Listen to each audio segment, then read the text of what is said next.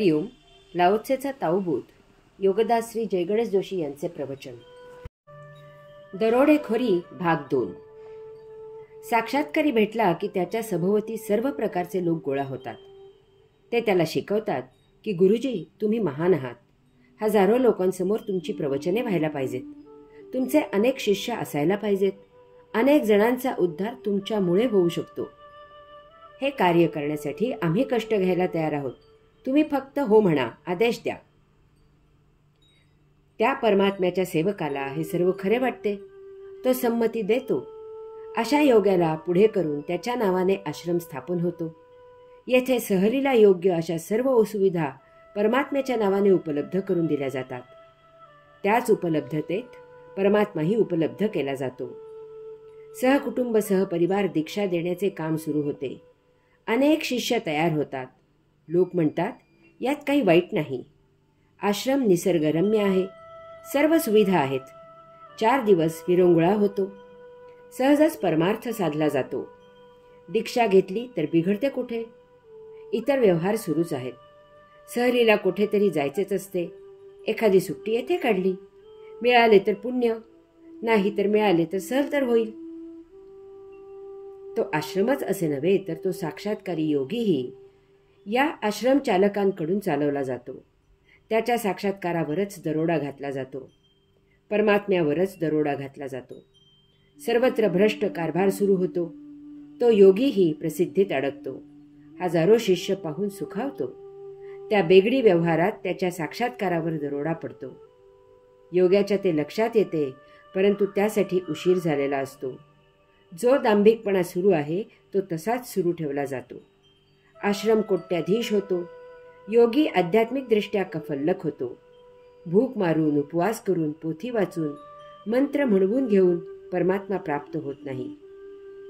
तो अगोदरच प्राप्त आहे. त्याच्यासाठी काहीही करायची गरज नाही. नित्य जीवन ताओतत्वांप्रमाणे जगणे सुरूच असते. त्यात फक्त अडथळा आणू नका. तुम्ही स्वतः दरोडेखोर होऊ नका. तो माखनचोर स्वतःच महादरोडेखोर आहे. त्याची दरोडेखोरी निरखा, ओळखा, त्याची मौज घ्या. तो तुमच्याकडे लुटायला आला की तो डाका कसा घालतो त्याचे कौशल्य पहा. त्याची लीला अनुभवा आणि काय चमत्कार होतो ते फक्त पाहत राहा. तुमचे काम आत्मज्ञानी होणे आहे ते करा. तुम्ही ज्या क्षणी आत्मज्ञानी व्हाल त्याच क्षणी हा महादरोडेखोर तुमच्याकडे येईल आणि तुमचे सर्व रिपू हरण करून नेईल. तुम्ही आपोआप रिपूमुक्त व्हाल. तुमचे काम नियतीप्रमाणे प्राप्त स्वकर्म करणे आहे ते करा. हा महादरोडेखोर येईल आणि तुमच्या कर्माचे फळ पळवील. तुम्ही आपोआप निष्काम कर्मयोगी व्हाल. तुमचे काम भक्त होण्याचे आहे ते करा. हा महादरोडेखोर तेथे हजर होईल आणि तुमची भक्ती चोरील. परंतु त्या भक्तिजालात तो अडकेल आणि तुमच्या लक्षात यायच्या आत तुम्ही त्याच्यापेक्षा सवाई दरोडेखोर झालेले असाल.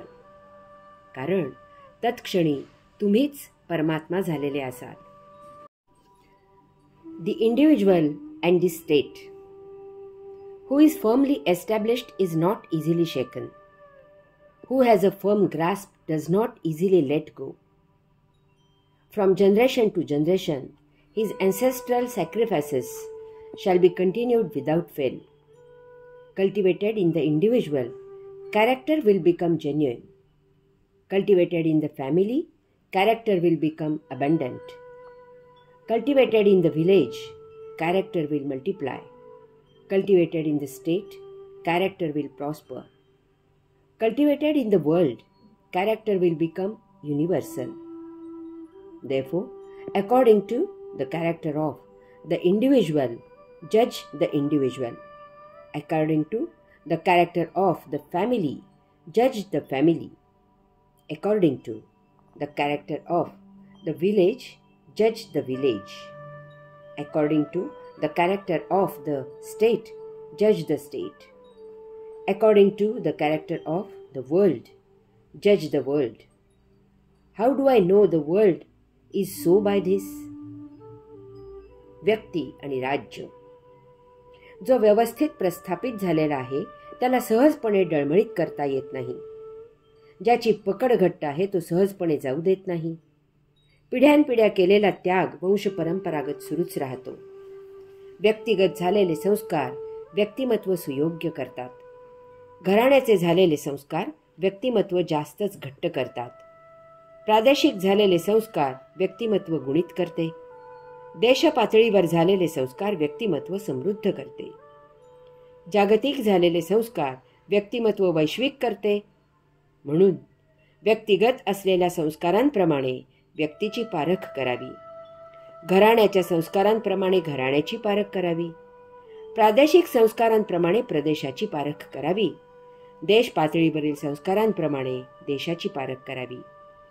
जागतिक संस्कारांप्रमाणे विश्वाची पारख करावी. यावरून मी कसे जाणू की विश्व असे आहे? उदित आत्मगुण. ओवीच्या सुरुवातीला लाओत्से सांगतो की जो व्यवस्थित प्रस्थापित झालेला आहे त्याला सहजपणे डळमळीत करता येत नाही. मानवात 2 प्रकारचे गुण असतात. एक तमरजसत्व असे त्याच्या प्रकृतीचे 3 गुण आहेत. त्यांची प्रकृती या त्रिगुणांप्रमाणे आयुष्य जगते. आणि दुसरे आत्मगुण आहेत. हे गुण त्याला मातेच्या उदरी जीवात्मा निर्माण करताना अंशात्म्याकडून प्राप्त झालेले असतात. जीवात्मा या आत्मगुणांनुसार जीवन जगतो. जो नियतीला अपेक्षित असा या दोहोंचा सुंदर मेळ घालतो तो देह जीवित ठेवण्यापुरताच त्रिगुणांचा सदुपयोग करून आत्मगुणांनी जीवन जगून संचितापासून मुक्त होतो. आत्मगुणांनी जीवन जगून नवीन भोग निर्माण न करता स्वनिर्मित सृष्टी लीलेची अनुभूती घेतो. तो सायुज्य मुक्त होतो, कैवल्य प्राप्त करतो. या 2 प्रकारच्या गुणांमध्ये फरक असा आहे की प्रकृतीचे त्रिगुण हे उपजत नसतात. पंचमहातत्वांमधून देह धारण केल्यावर ते आयुष्य जगताना प्रकृतीत निर्माण होतात. विशेषतः जेव्हा मनाचा जन्म होतो तेव्हा या त्रिगुणांना अंकुर फुटतो. ते जोम धरतात, फोफावतात आणि मनाकडून मिळत असलेल्या प्रोत्साहनामुळे आत्मगुणांवर स्वार होतात. त्रिगुण बाह्य आहेत. आयुष्य जगताना देहादी इंद्रियांच्या मार्फत मनाकडून त्यांची अंमलबजावणी होत असते. त्यांचा अंतःकरणाशी काहीही संबंध नसतो. आत्मगुण हे अंशात्म्याकडून देह धारण करायच्याही आधी जीवात्म्याला उपजत मिळालेले असतात. ते मानवाला मिळवावे लागत नाहीत. ते अंतस असतात आणि ते अंतःकरणातून बाहेर उफाळून येतात.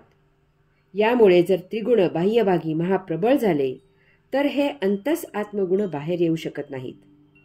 ते आतल्या आत तसेच झाकोळून जातात आणि सुप्त राहतात. आत्मा साक्षी असल्यामुळे तो आत्मगुणांना बाह्यभागी उदित होण्यासाठी संधीची वाट पाहतो.